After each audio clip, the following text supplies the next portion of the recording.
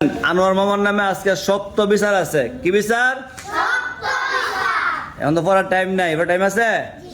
ওখানে আনোয়ার মামার বিচার হইব, সপ্ত বিচার হইব। মামু যে কি অন্যায় করছে আনোয়ার মামু ভিতরে ভিতরে জানা যাইব উমরা হজ, পরে মাদ্রাসাত, মাথায় টুপি, গায়ে পাঞ্জাবি, কিন্তু মামু যে অন্যায় করছে এই অন্যায়ের করম বিচার হইতে আজকে। আপনি কি কন? যে জি মারি খাবো কাটা মার তো আমারই খাওয়া লাগবো। আপনার খাওয়া লাগবো। আপনি কি অন্যায় করছেন কনছেন শুনি, কোন কি অন্যায়টা করছেন আমরা কন দিয়ে আপনি কইতা বলতে পারেননি, বলেন বলেন। কে পড়া তাই না এটা জি না, এটা না, আরো বড় অন্যায়, বড় অন্যায় করছেন আপনি।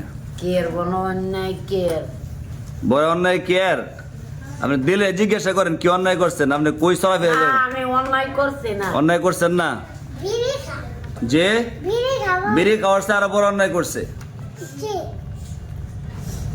বলেন মনে আসেনি? আপনি বৃহস্পতিবার রাত্রে কোরআন গেছিলেন নি? গেছিলাম কোথায় গেছিলেন? ওই কালসারে দেখছে। কি দেখছে? কালসারও তো গেল। কই গেল? বৃহস্পতিবারে কই গেছে? ওই গিয়া হে মাজার না।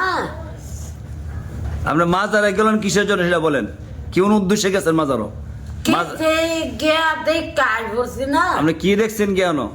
এই এন খিচুড়ি মিচুড়ি পাক করতেছে শুধু- দেখ কত আমি আচ্ছা, আপনি যে মাজারটা গেছেন মাজারটা কি কি করছে কোন মাজারটা কি কি করছে?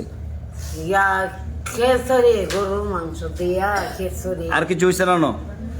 না দেখেন তো কিছু হয়েছে নি। একজন কবর পাশে জি একজন মানুষ মারা গেছে, উনার পাশে যে গান বাজনা করলো, আপনি ফুজুর মানুষ এখানে বসে আসলেন কেন? আমি উত্তর দেন। বসে আছি না। আপনি মিথ্যা কথা বলবেন না, আমি বুঝাই বুঝান। আপনি আমার বুঝান। মাহফিলটা কইরা জি আমি আই করছি। কোথায় পড়ছেন আপনি? হ্যাঁ তো আই করছি। আই পড়ছেন? হ্যাঁ। আপনি নিজে বইসা গান শুনছেন আপনি? না আমি গান শুনছি না। আপনারা যে একজন মৃত্যু মানুষের কবরের পাশে লেখিয়া আপনারা গান বাজনা করলেন, আপনি কি মুসলমানের কাতারে আসেননি? কি? আপনার নবীজি কি আমি শিক্ষা দিয়ে গেছে? গান বাজনা করছি না, আমি মাহফিল কইরা হ্যাঁ, আমি আই করছি। এক তো মাজার দিচ্ছেন, বালা কথা, মাজার দিয়া মাজারের পাশে গুণা করলে হইব নি? যারা একটু আকল জ্ঞান আছে, ধর্মবোধ আছে, ধর্ম জ্ঞান আছে, হেরা কি মাজারের পাশে